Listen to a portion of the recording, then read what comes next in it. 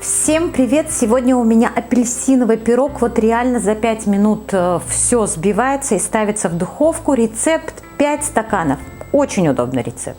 От апельсина я здесь беру цедру только, на 3 яйца делаю и действительно 5 стаканов.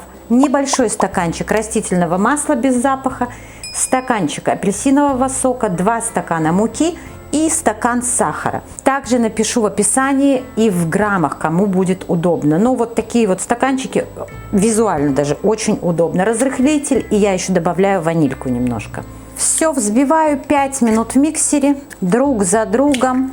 Нужно только хорошо смешать. 3 яйца, здесь около где-то 200 граммов сахара, пакетик ванилина и взбиваю. Масса вот так вот побелела, и начинаю добавлять первый стакан муки. Сначала муку, половину. Почему? Чтобы вот когда взбивается, сейчас буду добавлять жидкие ингредиенты, ничего просто не расплескивалось, для удобства.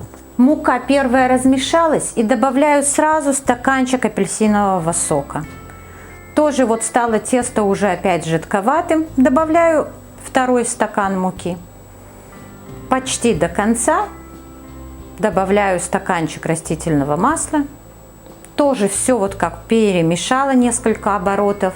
Оставшаяся буквально ложка муки осталась, добавляю сюда. И пакетик разрыхлителя. Все перемешивается просто в однородность, не надо долго взбивать. И вот такое вот легко стекающее тесто получается. На доске натираю цедру от одного апельсина. Половину цедры в тесто кладу, половину оставляю, чуть меньше половины, для украшения посыпать сверху. Перемешиваю лопаточкой. Ну вот, камера не включилась. Беру форму, берите форму, которая у вас есть. Смазываю только дно растительным маслом, выливаю форму и ставлю в разогретую духовку 180 градусов на 30-40 минут. Проверьте шпажкой. Тесто не должно быть мокрым, пирог не должен быть мокрым, но и передерживать его нельзя. Он должен быть влажный и такой рыхлый. И пока подходит пирог в духовке, сделаю апельсиновую глазурь. Ну вот 3 столовых ложки сахарной пудры. И по чуть-чуть добавляю апельсиновый сок опять же. Добавлю 2 чайных ложечки. Хорошо перемешиваю. Вот она должна быть просто тягучая. Здесь нужно просто смотреть, сколько по чуть-чуть добавлять жидкость. Вижу, что еще нужно.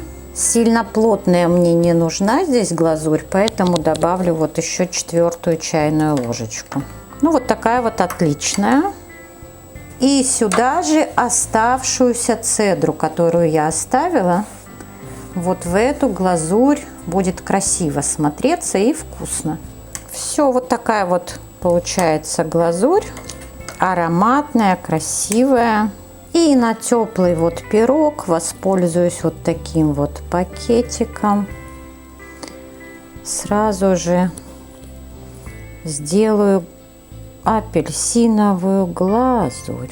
Пройдусь вот так вот по форме, чтобы глазурь зашла из боков. Даю полностью остыть. И сверху можно вот так же еще посыпать сахарной пудрой. Будет красиво и вкусно. И с удовольствием пьем с чаем. Очень вкусный вот такой простой рецепт на каждый день. Да и на гостевой стол он тоже прекрасно пойдет.